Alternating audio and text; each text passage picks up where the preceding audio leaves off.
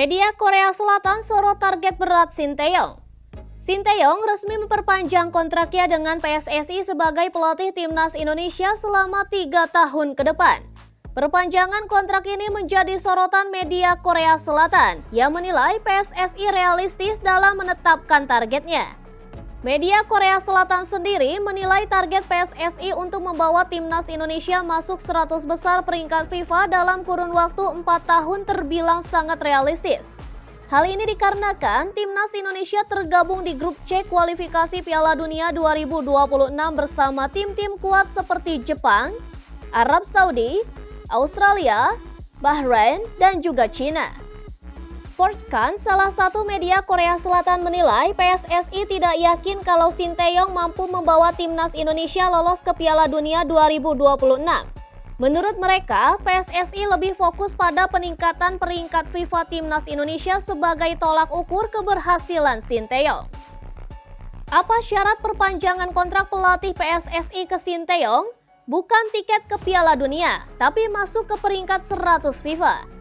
Mereka PSSI meminta untuk masuk ke 100 besar peringkat FIFA. PSSI pun meyakini bahwa secara realistis mustahil untuk berpartisipasi di Piala Dunia, tulis mereka.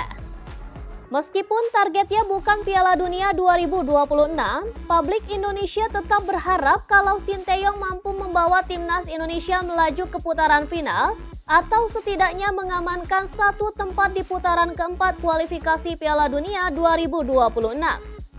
Sebelumnya, anggota Exco PSSI Arya Sinulinga membongkar isi kontrak pelatih timnas Indonesia Shin Tae-yong di kualifikasi Piala Dunia 2026. Meski tak ada target, Arya Sinulinga sendiri menekankan timnas Indonesia harus tetap mati-matian di ronde 3 kualifikasi Piala Dunia 2026 yang akan dimulai pada September nanti.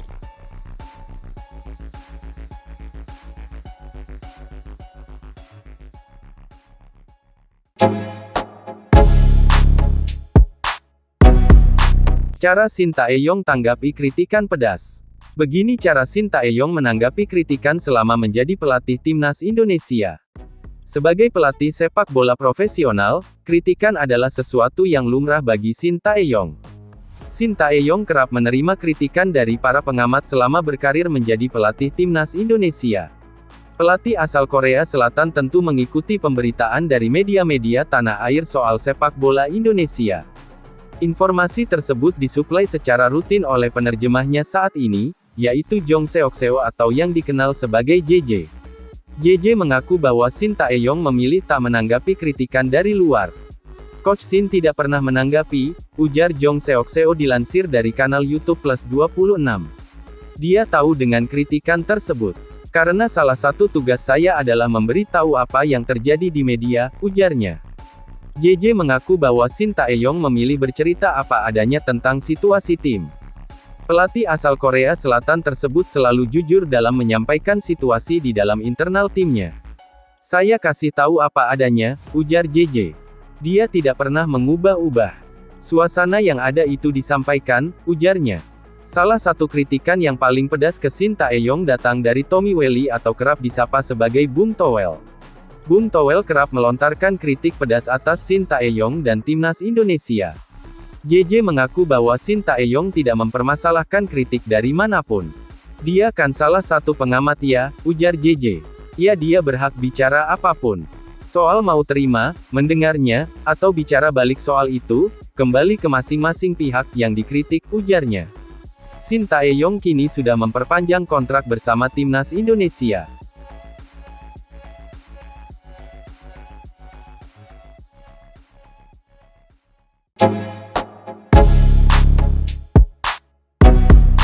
Kenapa Cyrus Margono tak dilirik Shin Tae-yong? Kiper keturunan yang sudah menjadi WNI Cyrus Margono kini berstatus tanpa klub usai dilepas oleh Panathinaikos B. Cyrus Margono merupakan kiper kelahiran Amerika Serikat. Namun ia berhasrat membela timnas Indonesia. Hal itu membuatnya mengambil langkah untuk mendapatkan paspor Indonesia dengan bantuan Hamdan Hamedan. Penjaga gawang berusia 22 tahun ini resmi menjadi WNI pada 21 Maret 2024 lalu. Berdasarkan keterangan Hamdan Hamedan, status WNI Cyrus Margono bukan melalui jalur naturalisasi, tapi lewat surat keterangan keimigrasian atau SKIM usai sempat melepas paspor Indonesianya. Walau sudah menjadi WNI, Cyrus Margono belum dilirik oleh Sinteyong ke skuad timnas Indonesia. Nyatanya, ia tidak dipanggil ketika skuad Garuda berlaga di kualifikasi Piala Dunia 2026. Kiper bertinggi 1,91 meter ini juga masih belum dipanggil, meski perpindahan Federasi Martin Paes terganjal. Padahal timnas Indonesia membutuhkan kekuatan baru menyongsong babak ketiga kualifikasi Piala Dunia 2026. Kini nasib Cyrus Margono semakin runyam. Pasalnya, ia justru dilepas oleh klubnya Panathinaikos B. Dikutip dari halaman Transfer Market, pemain berdarah Indonesia yang lahir di Amerika Serikat itu ternyata berstatus tanpa klub sejak 1 Juli 2024 lalu. Statistik Cyrus Margono pun tidak begitu mentereng di Panathinaikos B.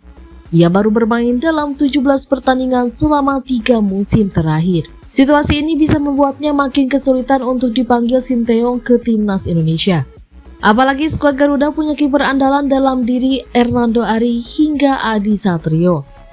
Terlebih, Sinteyong juga menunggu sosok Martin Paes yang bakal diproyeksi menjadi penjaga gawang utama.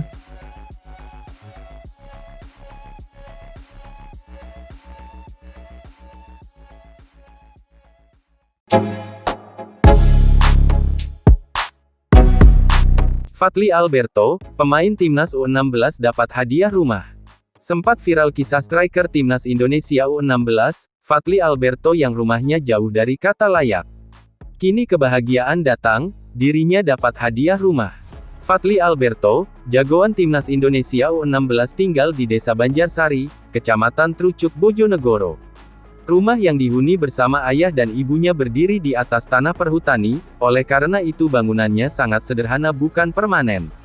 Dinding rumahnya berupa triplek, lantainya masih tanah, dan atapnya berupa seng dengan luas 4x8 meter. Mirisnya lagi, tanah tempat berdirinya rumah Fadly merupakan milik perhutani.